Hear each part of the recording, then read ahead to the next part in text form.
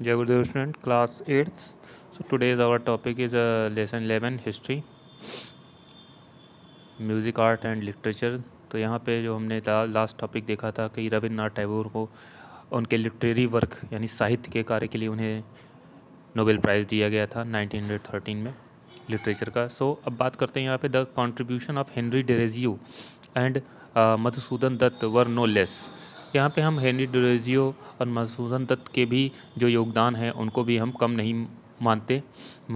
Derozio was an European. Derozio एक European थे, लेकिन but his thoughts were always Indian, लेकिन उनके विचार हमेशा से भारतीय रहे हैं। Madhusudan Dutt who was a great master of English language. Madhusudan Dutt जो थे वो इंग्लिश के भाषा के एक अच्छे विद्वान थे, एंड लिटरेचर और साहित्य के भी, एंड रोट इन बंगाली, और उन्होंने बंगाली में लिखा। In still considered as a prominent modern writer, और उन्हें आज भी जो है आधुनिक प्रख्यात लेखक समझा जाता है, माना जाता है।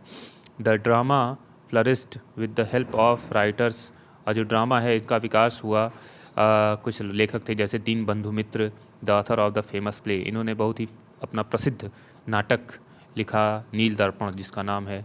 गिरीश चंद्र घोष थे, इसी प्रकार डी.एल. Roy, Amritlal Basu and other. तो ये सब हमारे कुछ ऐसे राइटर्स थे जिन्होंने अपने साहित्य, हमारे देश में साहित्य के क्षेत्र में बहुत महत्वपूर्ण योगदान दिया अपना। अब बात करते हैं the writings of sir Mohammad Iqbal is in, और मोहम्मद इकबाल थे, इन्होंने भी अपनी लेखक लिखा, जैसे उर्दू में ना मुल्क राज आनंद थे, R K Narayan, in English Premchand in Hindi, as well as in Urdu had a great effect on Indian literature. Urdu ने भी एक बहुत महत्वपूर्ण प्रभाव डाला है भारतीय साहित्य पर। In South India Subramania Bharati, South India की बात करें दक्षिण भारत की, तो Subramania Bharati with his patriotic poem, अपने देशभक्ति कविताओं के लिए काफ़ी प्रसिद्ध थे। इन्फ्लुएंस इंडिया, भारत को प्रभावित किया। यानी सुब्रमण्यम भारती ये भारत जो देशभक्ति की कविताएं हैं ये लिखा करते थे। The introduction of the printing press by the Portuguese revolutionized, और जो इंट्रोडक्शन था प्रिंटिंग प्रेस का, इसके आने के बाद पुर्तगालियों ने जब हमारे यहाँ प्रिंटिंग प्रेस ले आया तो इससे भारतीय साहित्य के क्षेत्र में क्रांति आ गई।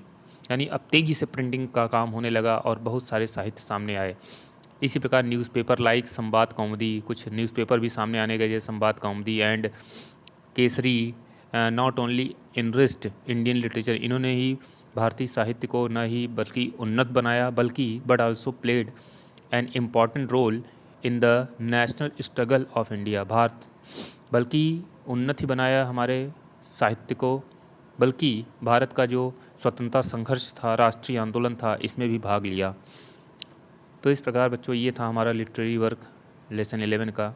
और इसके बाद हम बात करते हैं science and philosophy and politics. अगर इनकी बात करें तो विज्ञान के क्षेत्र में भी हमारे भारत ने बहुत ही उन्नति की। तो नॉट ओनली इन लिटरेचर, अगर साहित्य की बात ना करें तो बात करें, और इसके अलावा Indians made commemorable progress in the field of science. भारतीयों ने साइंस विज्ञान के क्षेत्र में भी, फिलॉसफी राजनीतिक क्षेत्र में भी बहुत सारी प्रगति की। The contribution of sir J C. Bose, कुछ हमारे ऐसे साइंटिस्ट हैं जैसे कि J C. Bose, sir P C. Roy, sir C V. Raman and doctor Meghnad Saha in the science broad glory and pride of India. इन्होंने भारत का सर जो है गर्व से ऊंचा किया विश्व के सामने। इन्होंने बहुत सारी खोजें आविष्कार किया भारत के लिए।